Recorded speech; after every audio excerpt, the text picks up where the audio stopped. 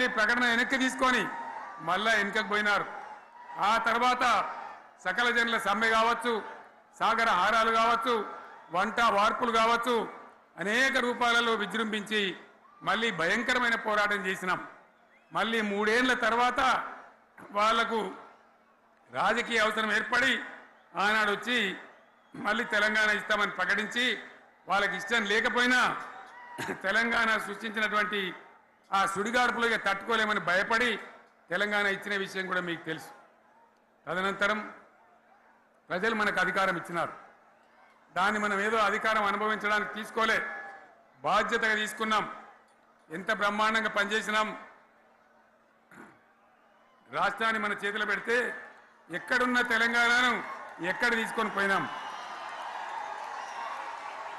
అనేక రంగాలలో please please please please please ఒకటే మాట, ఏ బాబు ఇక్కడ నేను మాట్లాడుతున్నా, అక్కడ మీరు మాట్లాడుతున్నా, మీకు ఏమైనా అర్థం ఉన్నదా? ఏది అర్థం కావాలి ప్రజలకు?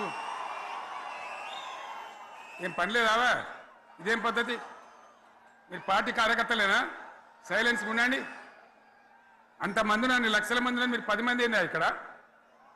10 నిమిషాలు సైలెంట్గా ఉండలేరా?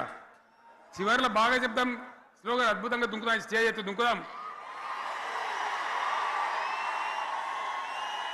మీరు బాధ్యత చూడాల్సింది ఏంటంటే మీరు అరవడం బంద్ చేయండి. ఇంతమంది ఉన్నారు, ఏం సీఎం పనిలేదా నీకు? మళ్ళీ అందరు ఇళ్ళకి చేరుకోవద్దా? క్షేమంగా పోవద్దా? ఎక్కడెక్కడి నుంచో దూరం నుంచి వచ్చిన వాళ్ళు ఉన్నారు.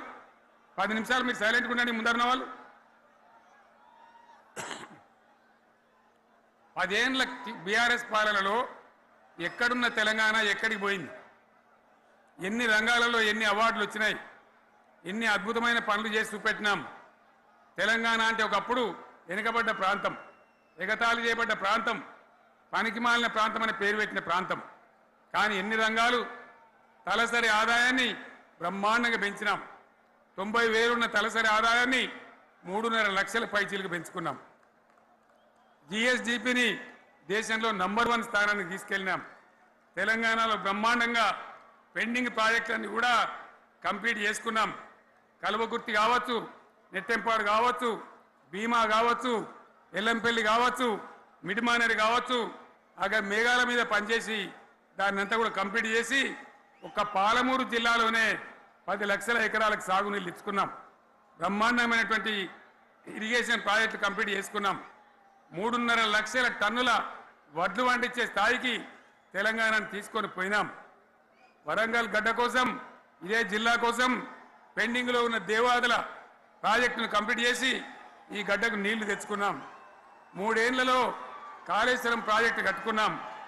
వాగుల మీద, వంకల మీద చెక్ డ్యాములు కట్టుకున్నాం. మిషన్ కాకతీయ పేరు మీద చెరువులన్నిటి పూడికలు తీసుకున్నాం. ఒక అద్భుతమైన తెలంగాణను తయారు చేసుకున్నాం.